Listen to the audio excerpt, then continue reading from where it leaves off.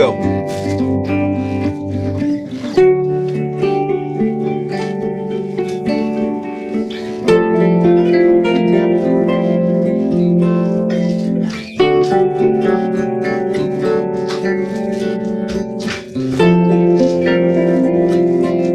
Do that for a while.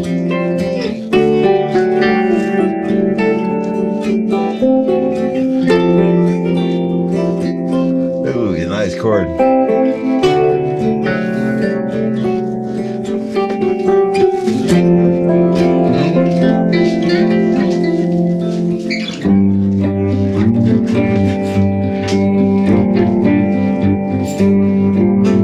What kind of melody you were playing? Yeah.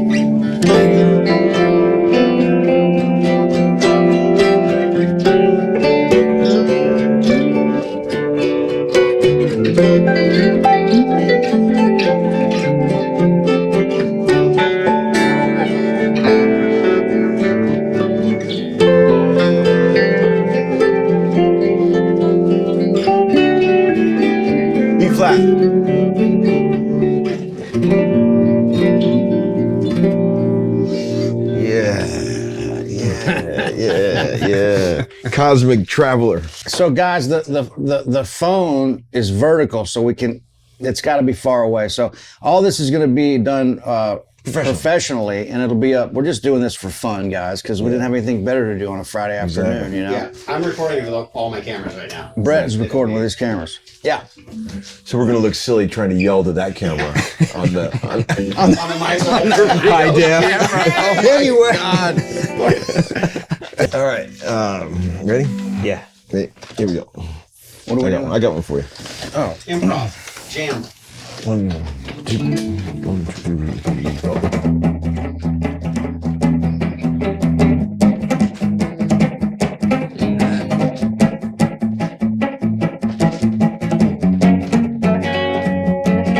Just those four.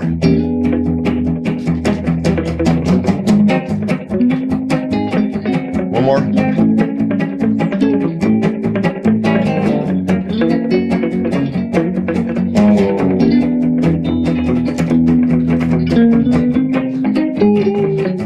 Yeah.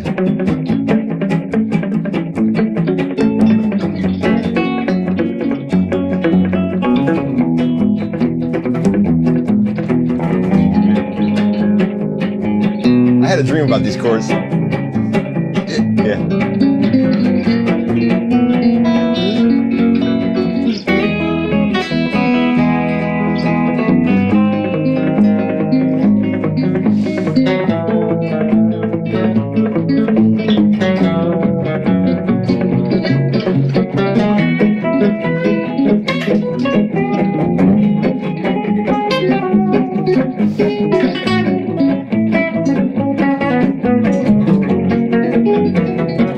Go ahead, son.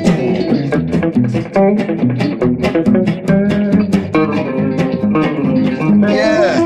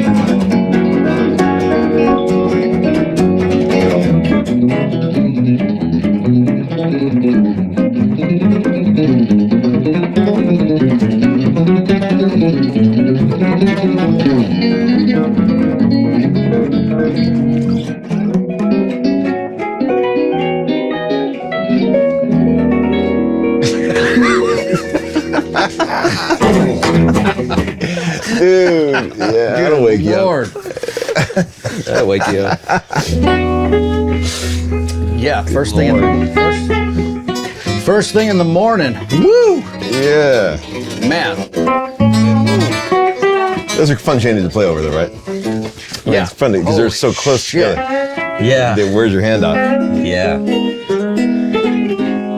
I think you're a closet jazzer. Are you a closet jazzer at times? Not really. Do you listen to any jazz? I listen to a lot of jazz, but only a couple guys. Like Wes Montgomery. Wes Montgomery's your favorite? Yeah. He was always my favorite too. Yeah. Wes Montgomery. Of You all the can't- I mean, jazzers. Yeah. He's like the top. Yeah. Yeah. Hey guys, we got a lot of people on here, man. Thanks for tuning in. And so, I think one of the hardest things to do for me is 3 guys playing electric guitars without a rhythm section. Man, you really got to try to be on top of your shit, for sure. you know? It could go south real fast. Yeah. All right, so Especially on an up-tempo.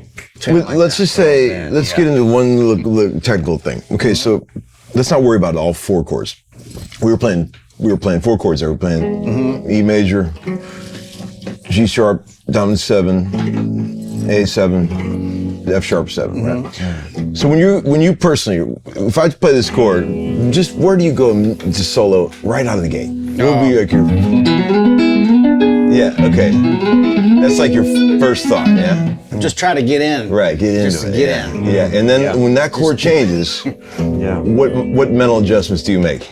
I'm just thinking immediately, a lot of people, when they go to the 3 chord, this is a common thing I see. A lot of people, when the 3 chord comes up, they think it has to be minor because it's in the scale as a minor chord, but not when it's going. It could also be a secondary dominant going to the 6 minor, and that opens up a whole new world. Yeah, because it's a 1-5 yes. relationship. Yes. You can also substitute that 5 chord as. Oh shit. You know, you can also do that, but going to the 4, but also go to the 4. Yeah. So I'm just thinking immediately trying to outline. I love that change because it's also very close together. So if I'm here, you're only changing 2 notes to get. If That's you're the here, thing. That's so those little change. There's only a couple notes changing those tight little. Right.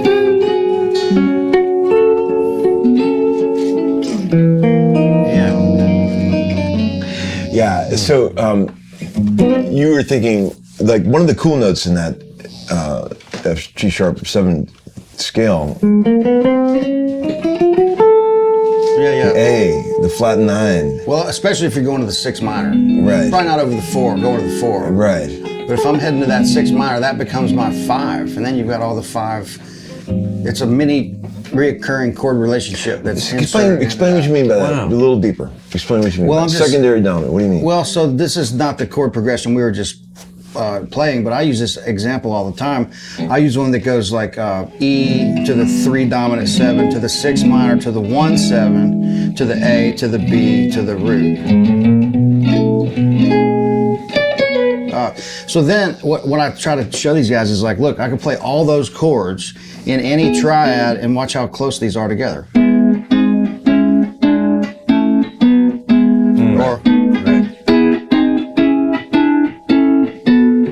I mean, it's all. That's good shit right there. When you see that little thing there, then That's you good on realize piano it. too, man. Yeah. When you just barely move your fingers and you got that thing just went black. Yeah. It went black. Well, and the then, sun went black. I think everybody here, as soon as you get into taking a solo, the higher note of the chord is usually sparking the next melody. Right. So if you're here, a lot of times I'll go up the arpeggio, down the scale. Or and then to the 6 minor. So I'll go up because the arpeggio spells out the chord really fast.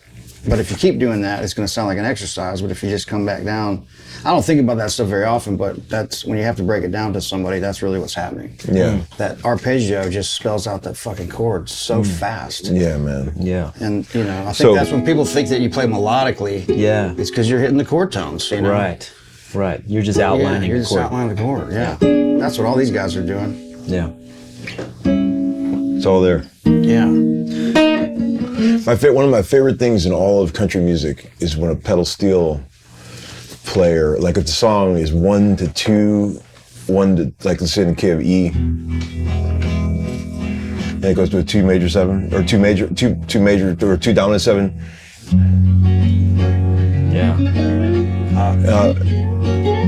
And then let's say quick 4, quick 5. back to 1. This thing coming up, I'll show you. When the melody is like.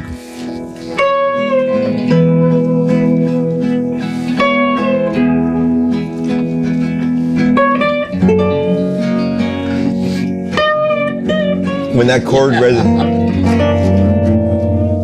when the pedal steel bends up to that, the 13 chord, the 213, where you take a. Yeah, I love that. So like, do it again. 1, 2, 3.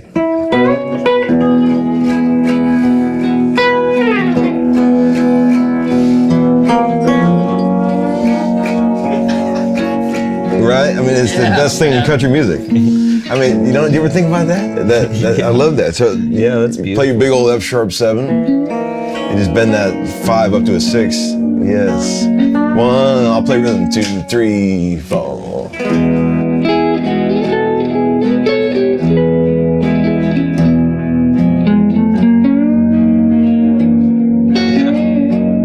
So soulful, man. The white man's soul.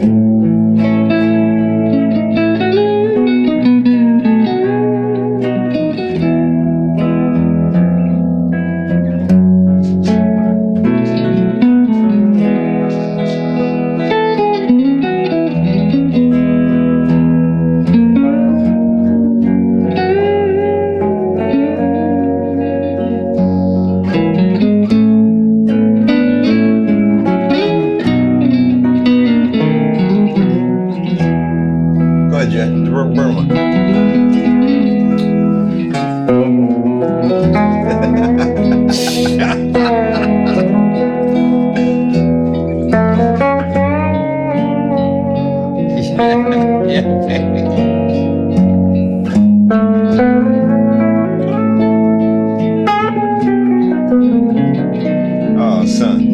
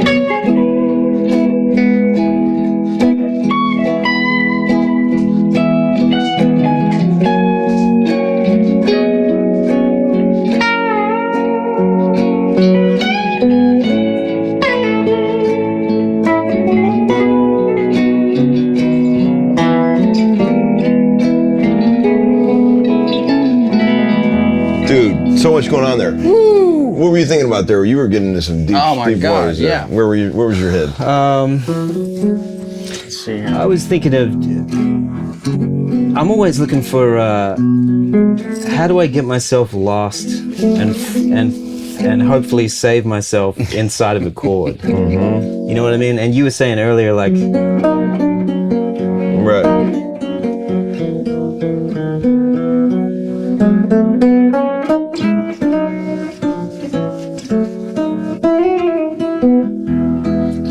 I feel like same shit you're talking about. The staying home, skating around the dominant, and just taking any note of out of the. It's automatic. You just go. I love these little. I love these little things too. Like Yeah.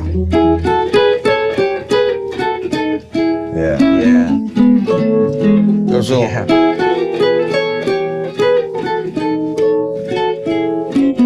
Yeah.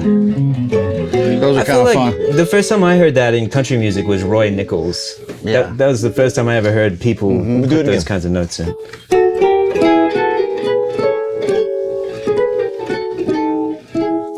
What's the weird chord? D7? Just A7, E, B, 7, E. Yeah, so just 2 chords. Or 3 chords. Oh, I see. Just flatten that. Yeah. That's great. I never thought about that.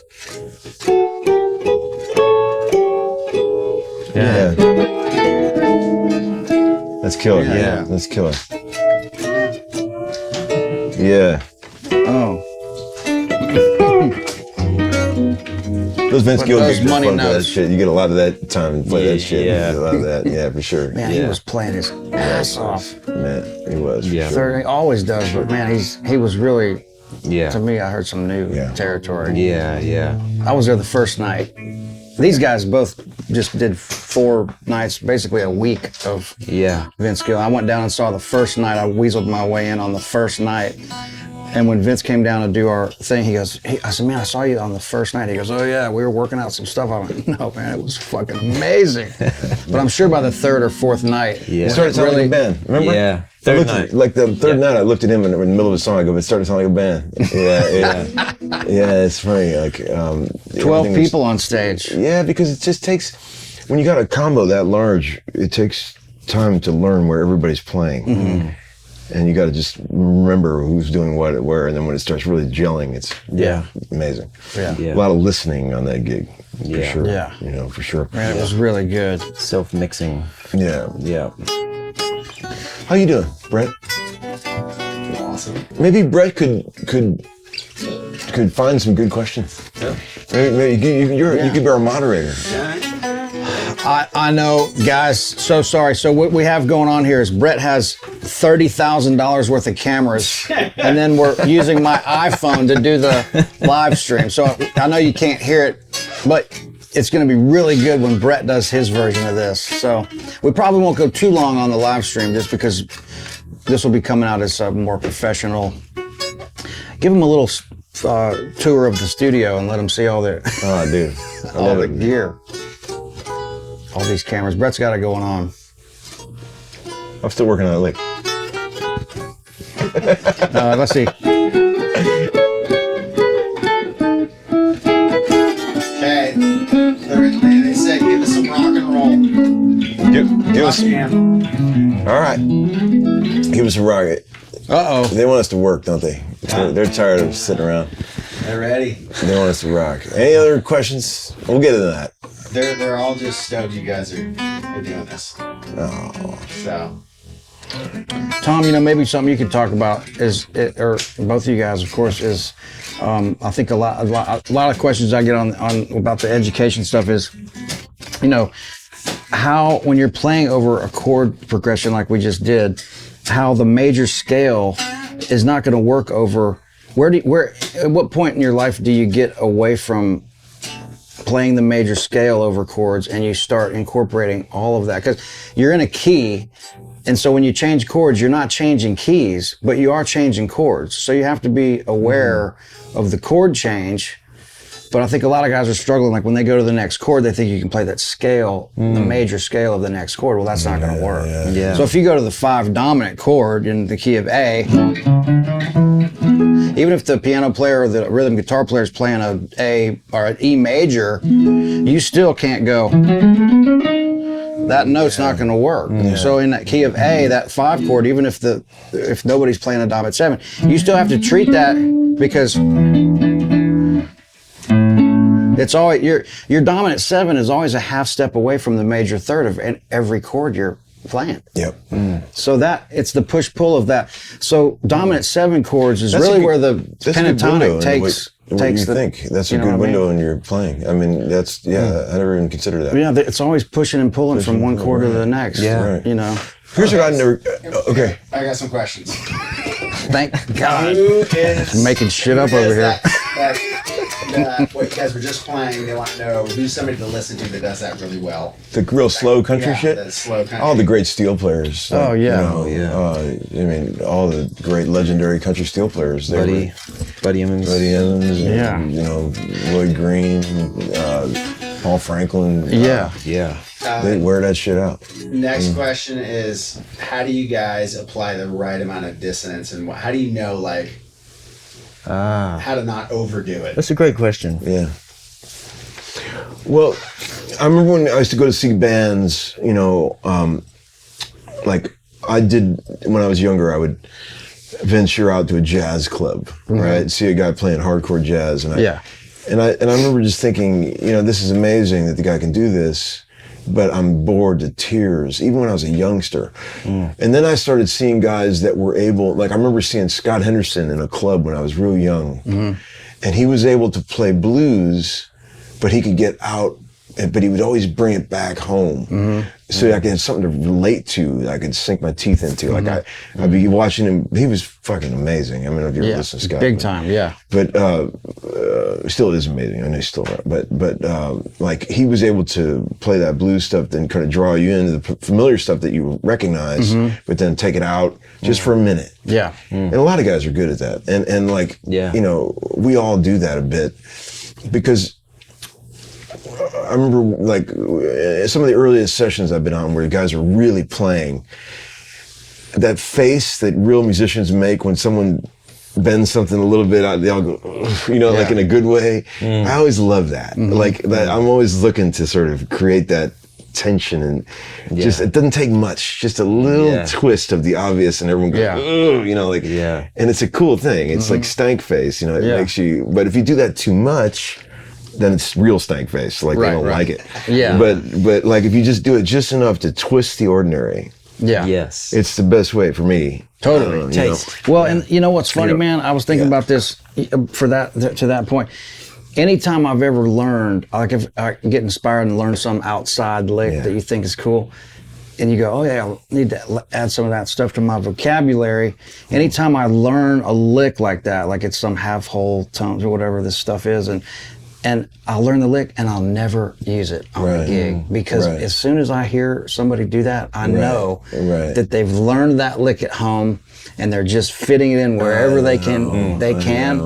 And I end up just not playing any of that outside shit, because it just maybe sounds like you worked it out. Maybe the key is to like take it to Osnoy level, where he probably did that, but he took it so far beyond that it doesn't sound like he's doing that. Right. He's improvising in that way. Yeah. Like me, I could just learn one of those licks and insert it here, and it sounds like that. Yeah. And I just hate that feeling of like not being on the edge, like you're saying, and like I love when I was touring with Jerry Douglas in my early 20s. We'd be, we'd open up for Paul Simon, and we'd have these big crowds, and we'd be playing, these kind of gigs where you could hear a pin drop in some of these places with Jerry. But man, the cool thing about that gig was, the biggest lesson I learned on that gig was, no matter who we were playing in front of, he was pushing it every night to the very edge, and he would make more mistakes than any of us in the band, because we didn't want to fuck up. We were in a band. We're his band. So, but it was his gig, kind of like now I'm realizing that with our little trio that we have.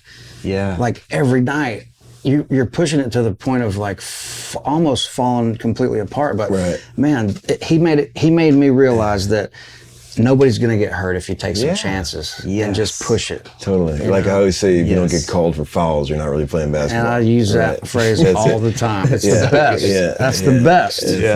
But man, I mean, we've all played gigs where, you got to play early on early on in our careers, but where you're not really being used to your full potential as an artist, and you're playing some signature lick that you have to play the same. I know you, man. You said as soon as you learn the gig, you're ready to come home. Oh, dude. The challenge is learning and getting to that point. Then you do it a couple times and you're out. Exactly. You're bored to death. Rehearsals and opening night, and then the rest of it sucks. Everyone's wanting to hear some jamming. Okay, I got something. I'm sorry I'm making up all these songs. You guys, but here, I got one. I was thinking about this too. I'll hit you with, let's see. Well, the dude's like, how about this? Like, how about F sharp minor to F major 7 back and forth a couple times, and then D7 to G. So here would be like.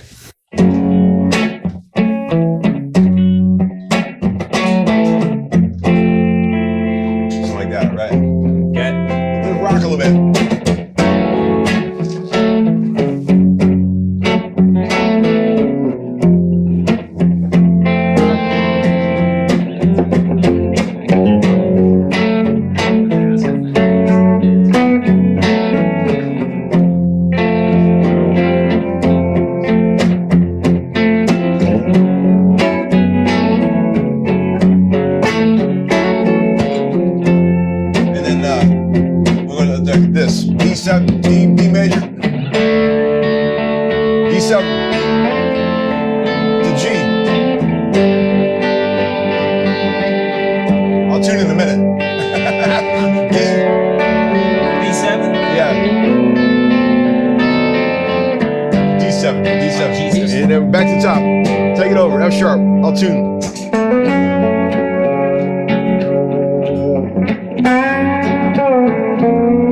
Yes. That's what I was looking for.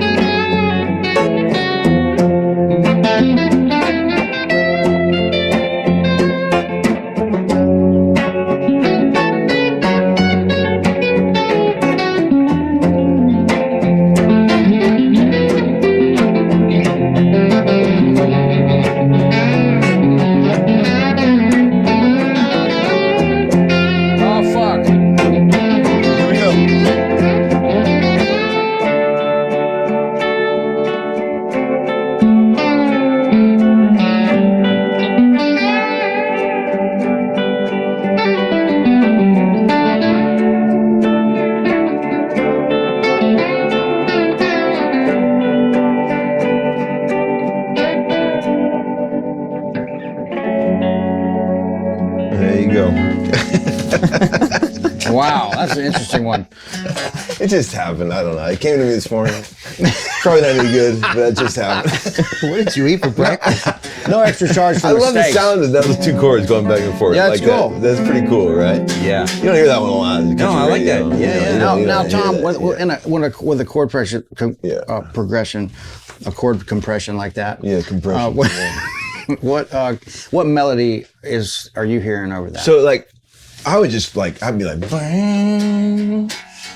than life, screaming in my head. Yeah. Right? Yep. Just like that kind of stuff. Yeah. Like yesterday I was on a session and like, there was this musical break in the middle of the song, and I'm trying to remember what the chords. It was something like,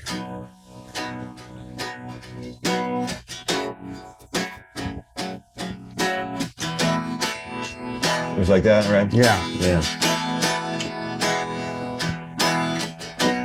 And the guy goes, "We're gonna put a little solo there or something like that," and he goes, "Yeah, what do you want to try?"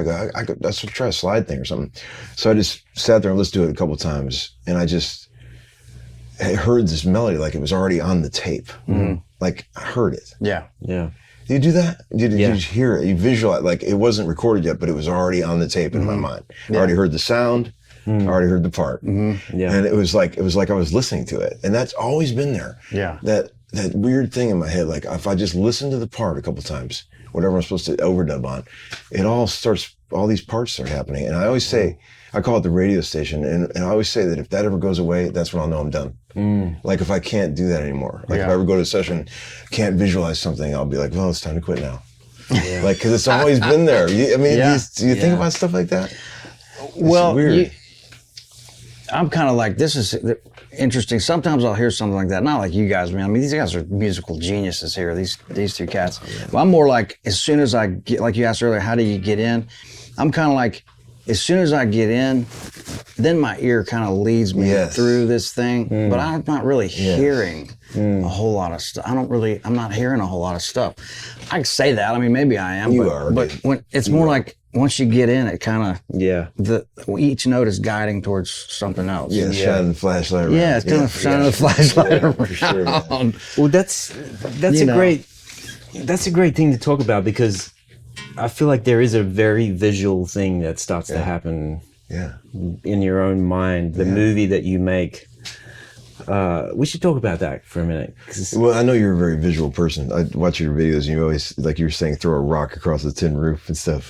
Yeah, I heard that. I was like, that's a classic Jedd thing. That's a classic Jeddism. I know, it's so like so silly. Do you go into character in some? That's what I do. Like on a session, like I'll come up with a part and I'll go into a character, like I'm a movie, like a guy in a movie. I'll design a sound and a part and a way of playing that's like I'm acting a role. Yes. Yeah. And that's fun. Yeah. The thing you said the other day, it was one of the, I don't know if we were together, if it was on your channel, but you said, what guy do you want to have at the party? Yeah. I think that was the Beata thing. Yeah. That was a great. And you can invite different guys, and sometimes they're the right guys, sometimes they're not, you know, and a good producer will tell you. They'll be like, that's cool, but I don't think he's the right guy.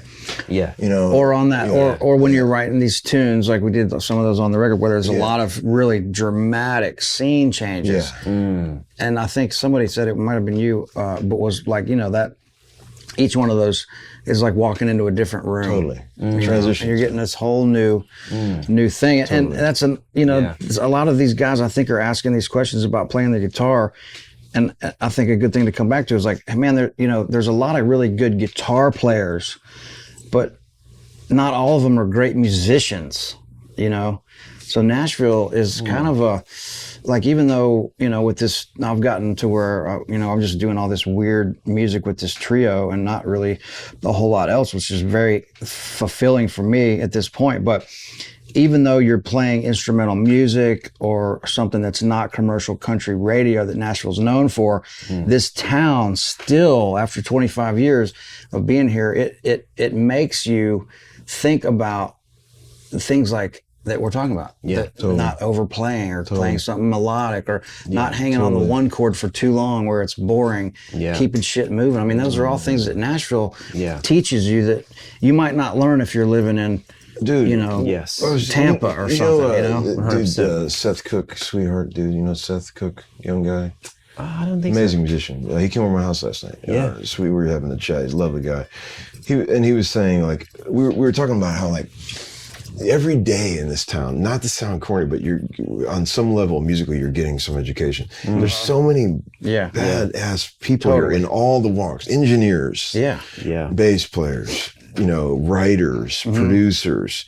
So every day you're out there, you're getting this education you're not going to get anywhere else. Right. And think about, like, if you were living in, like when I lived in Cleveland and stuff, if you wanted to make a cool sounding record, who are you going to get with up there? Like, there's probably a few people up there that know how to really mic up drums properly. They all came here. And that everyone, like, comes here, and it's like this convergence. And I always just think when people are trying to get things done and they're not here, I feel sorry for them, musically speaking. Right. Like, it's just so much easier. Like, let's just say your amp blows up. Right. And you need a great guy. Like, they're all in Nashville. Yeah, somebody you can trust. Right. Yeah. Or like you need a guy to put amazing string parts on your record, or you need a guy to mix your record, or you need There's so many just unbelievably talented, or a video guy like Brett. Where are you gonna? Where's a guy in Nebraska gonna get a Brett Papa? You know who they have? Hey, you know who they have in Nebraska? Brent Papa. That's his cousin. Papa Brent. Twin brother. You know, Brett. To that point, man. You know, I thought about this too. If you would really have to have your head up your ass or not be paying attention, if you moved to Nashville, you could not even pick up the guitar for a year or 5 years, and you're still going to be learning by just osmosis and going and being around this. You don't even have to pick this up. Totally. You know, just the things that you would learn from hanging and going and listening to music. Yeah. Really don't even think about picking this thing up yet. You know, just be around it. Yeah. It's a hell of a talent. There's just not a lot of recording studios in other cities. Yeah. There's usually like every city will have like one decent studio that, and like the guys that work there are usually like they're not as savvy because they don't do it every day. And they're not as these people around here are like a well-oiled machine. Yeah, man. You know? It doesn't stop, does it? Super professional. Everything works. Yeah. Guys are fast. Things start on time. Yes. I went to do a record in New Orleans one time. Yeah. And I felt like I had jet lag. I felt like I'd flown to Europe. Right. Everything was so, and go have lunch at noon. Right. Eat this heavy meal. Come back. You're laying around for 2 hours. Things don't even start. You're not even getting sounds till 4 o'clock in the afternoon. Oh my God. And I'm like, dude, in Nashville, we'd be done already. We'd have 5 songs. We'd have it all done. Yeah. Half the record would be done. Yeah. Amazing. It'd be good too. Anything else in the old question pile? Brett thinks I have telepathy. He always says that. What? Brett thinks I have some kind of telepathy. Oh, yeah? I can tell what he's thinking before I. He always says that to me. He asks me if I see things. I do. You can read minds. It's happened too many times. Coincidence. I think I'm just observant, Brett. Do you think we're I ending? think you just tune in to what's, tune in, yeah. Like really good musicians, I think they're just open people. It's funny. And they pick up whatever. They can tune Have I done it so far? They said something you were about to say? No, not yet. I've been just watching and making sure everything's doing good. You're off today. Hey, do you guys think we're at a good ending spot for the? How's your arm for the live stream? Yeah. How's that? Yeah, like he's got the elbow support. Can we we're gonna have to get him a new arm, a new elbow. I think we might be at a good stopping spot. Yeah. For the, Thanks so much, guys. Thanks, guys. And can I say one thing? Last thing. I apologize to all the people on my channel that never got it going. I thought I was gonna get it going. If you came over from there, sorry. We might find a way to share it. Maybe we can share it. We can maybe share it. Yeah. Thanks, All right, guys. cool. Love y'all. Thank you. Cheers.